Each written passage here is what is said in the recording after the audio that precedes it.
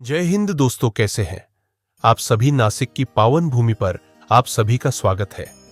दोस्तों, प्रभु श्री राम, माता सीता और लक्ष्मण जी ने 14 वर्ष के वनवास के दौरान नासिक में काफी समय व्यतीत किया था।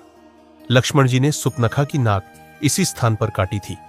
इसी कारण से इस स्थान का नाम नासिक पड़ा है। नासिक अपने पौराणिक और धार्मिक महत्व के लिए जाना जाता है, जो रामायण में विशेष स्थान रखता है। यहीं से रावण ने माता सीता का छल पूर्वक हरण भी किया था।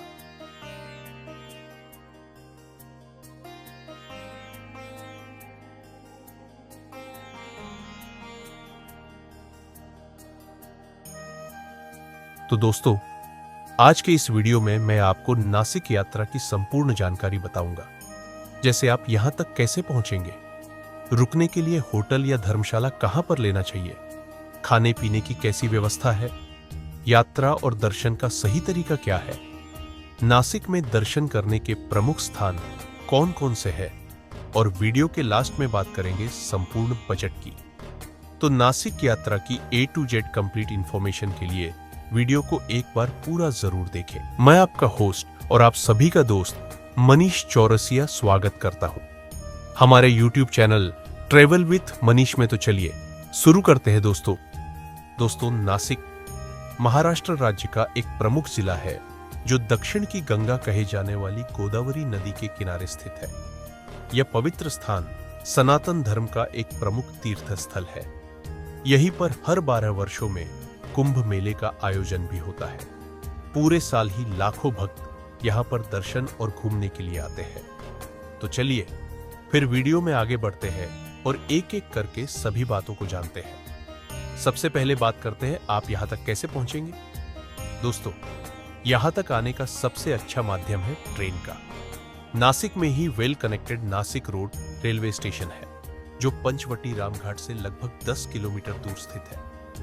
रेलवे स्टेशन के बाहर से ही पंचवटी और रामघाट के लिए ऑटो और सिटी बसेस मिल जाती है। 30 से 40 रुपए का किराया देकर आप बहुत ही आराम से यहां तक आ जाएंगे। इसके अलावा बाय रोड भी नासिक की कनेक्टिविटी बहुत अच्छी है। नासिक से मुंबई 180 किलोमीटर, वहीं पुणे 210 किलोमीटर दूर स्थित है। आधे से 1 घंटे में आपको मुंबई और पुणे से नासिक के लिए डायरेक्ट बसेस मिल जाती है। इसके अलावा नासिक में ही इंटरनेशनल एयरपोर्ट भी है, तो आप चाहे तो फ्लाइट के माध्यम से भी यहां तक आ सकते हैं।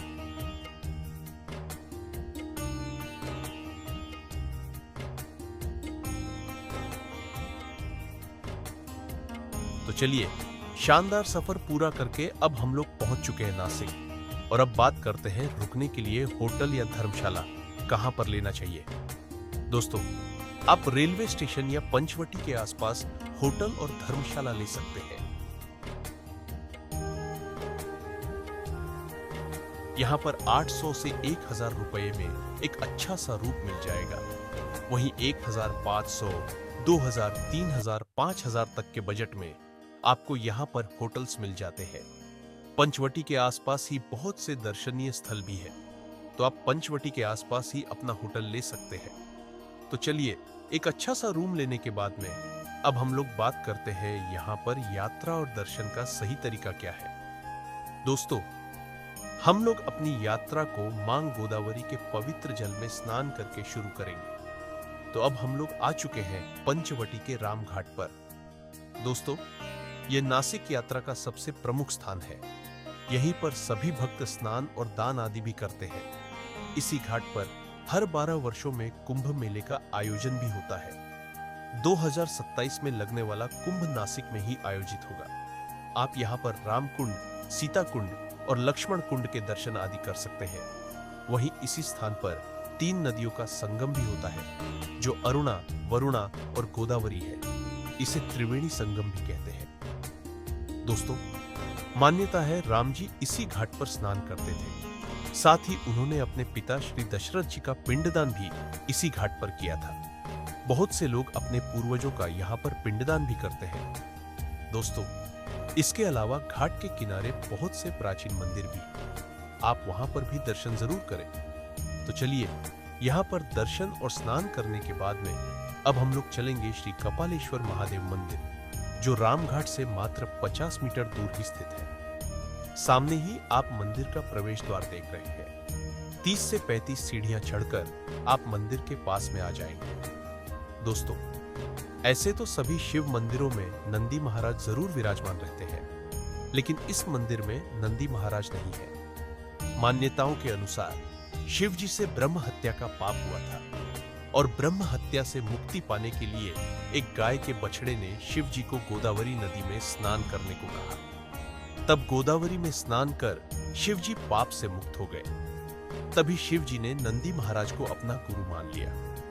इसी कारण से नंदी जी यहाँ पर विराजमान नहीं है। बहुत ही अलौकिक और प्राचीन मंदिर है। यहाँ पर दर्शन करके आपको बहुत ही अच्छा लगेगा। तो चलिए, यहाँ पर दर्शन करने के बाद में अब हम लोग चलेंगे श्री गोरेराम जी मंदिर, जो यहाँ से मात्र 100 मीटर दूरी पर स्थित है। दोस्तों, ऐसे तो नासिक में बहुत से श्री राम जी के प्रमुख मंदिर हैं, लेकिन यह मंदिर बहुत ही प्राचीन है। साथ ही साथ इस मंदिर की एक खासियत भी है। यह पूरा ही मंदिर लकड़ी से बना हुआ है। यहाँ पर प्रभु श्री राम जी की मूर्तियां व्हाइट मार्बल से बनी हुई है।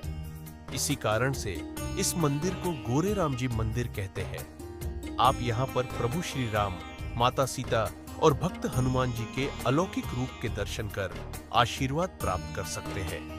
तो चलिए, यहाँ पर दर्शन करने के बाद में अब हम लोग चलेंगे श्री कालाराम मंदिर, जो यहाँ से मात्र 400 मीटर दूरी पर ही स्थित है। तो अभी हम लोग आ चुके हैं श्री कालाराम मंदिर के पास में। दोस्तों, ये मंदिर बहुत ही प्राचीन है और आकर्षक शैली में बना हुआ है। यहाँ पर जितनी भी मूर्तियां हैं, सभी काले रंग की है। इसी कारण से इस मंदिर को कालाराम मंदिर कहते हैं। ऐसी मान्यता है, यहाँ पर जितनी भी मूर्तियां हैं, वह सभी गोदावरी नदी में मिली थी, जो लगभग 2000 साल पुरानी है। आप इस अलौकिक मंदिर में दर्शन आदि करके आशीर्वाद प्राप्त कर सकते हैं। हम लोग चलते हैं पंचवटी सीता गुफा, जो यहाँ से मात्र 50 मीटर दूर ही स्थित है। दोस्तों, यहाँ पर आपको बहुत ही विशाल और प्राचीन 5 वट वृक्ष देखने को मिलते हैं। इसी कारण से इस स्थान को पंचवटी कहते हैं। इसी जगह से रावण ने माता सीता का छल पूर्वक हरण भी किया था। यहाँ पर सीता गुफा भी है। तो चलिए, अब हम लोग चलते हैं गुफा के अंदर। दोस्तों, गुफा के रास्ते बहुत ही सक्रिय है। एक बार में एक ही आदमी गुफा के अंदर जा सकता है। गुफा के अंदर श्री राम मंदिर और साथ ही साथ महादेव जी भी विराजमान है। माता सीता महादेव जी की यहीं पर पूजा अर्चना करती थी। तो दोस्तों, आप गुफा के अंदर जरूर आना। यहाँ पर दर्शन करके आपको बहुत ही अच्छा लगेगा। इसके अलावा सीता गुफा के सामने ही सीता हरण एग्जिबिशन भी है। यहाँ पर आप मात्र 1 रुपये देकर एग्जिबिशन के अंदर जाकर सीता हरण के साथ साथ और भी बहुत से दृश्य देख सकते हैं। दोस्तों, पंचवटी में आपको दर्शन करके बहुत ही अच्छा लगेगा। साथ ही साथ आप यहाँ की प्यारी प्यारी छांव में कुछ देर जरूर बैठें। दोस्तों, यह सभी स्थान एक दूसरे के पास में ही थे, तो आप इनको पैदल टहल कर ही पूरा कर सकते हैं। लेकिन अब हम लोग चलेंगे उन प्लेसेस पर जो यहाँ से लगभग 2 से 2.5 किलोमीटर दूर स्थित है। तो अब हम लोग चलेंगे तपोवन, जो यहाँ से लगभग 3 किलोमीटर दूर स्थित है। आप ऑटो में 80 से 100 रुपये देकर यहाँ तक जा सकते हैं। दोस्तों, तपोवन नासिक के प्रमुख स्थलों में से एक है। यहीं पर कपिला और गोदावरी नदी का संगम भी होता है। साथ ही साथ माता सीता ने यहीं पर अग्निकुंड में प्रवेश भी किया था। इसके अलावा इसी स्थान पर लक्ष्मण जी ने सूर्पनखा की नाक भी काटी थी। दोस्तों, पौराणिक कथाओं के अनुसार रावण ने माता सीता का हरण तो किया था, लेकिन वो उनका असली रूप नहीं था। माता सीता का असली रूप किसी अग्निकुंड में विराजमान रहा। तो यहाँ पर आपको दर्शन करने के लिए बहुत से प्रमुख स्थान मिलेंगे। साथ ही साथ तपोवन में अष्टकुंड और तीर्थ भी है। आप सभी के दर्शन जरूर करें। तो चलिए दोस्तों, अब हम लोग बात करते हैं यहाँ पर खाने पीने की कैसी फैसिलिटीज है। दोस्तों, नासिक में आपको बहुत ही सात्विक और पवित्र भोजन मिलता है।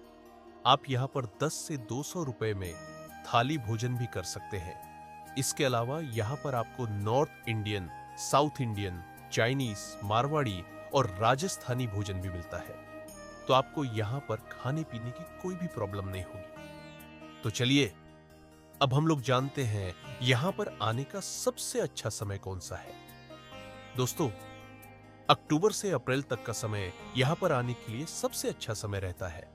वहीं सावन में भी यहां पर बहुत ज्यादा भीड़भाड़ रहती है। बात करें आपको कितने दिनों का प्लान बनाना चाहिए। दोस्तों, आपको कम से कम नासिक यात्रा के लिए 2 दिन और 1 रात का प्लान जरूर बनाना चाहिए। इसके अलावा आप अगर चाह तो 3 डेज और 2 नाइट का प्लान भी बना सकते हैं। तो चलिए दोस्तों, अब हम लोग बात करते हैं सबसे जरूरी क्वेश्चन, बजट की। कितने बजट में आप इस पावन यात्रा को पूरा कर लेंगे। दोस्तों, अगर आप 2 डेज और 1 नाइट का प्लान बनाते हैं, साथ ही साथ आप 2 से 3 लोग हैं, तो 6,500 से 7,500 प्लस ट्रेन टिकट, इतने बजट में बहुत ही आराम से इस पावन यात्रा को पूरा कर लेंगे। तो दोस्तों, यहां पर मैंने आपको नासिक यात्रा से रिलेटेड हर एक छोटी बड़ी जानकारी को बहुत ही अच्छे और सही से देने की पूरी कोशिश की है। अगर फिर भी आपके कोई क्वेश्चन रह जाते हैं तो आप हमें कमेंट के माध्यम से पूछ सकते हैं।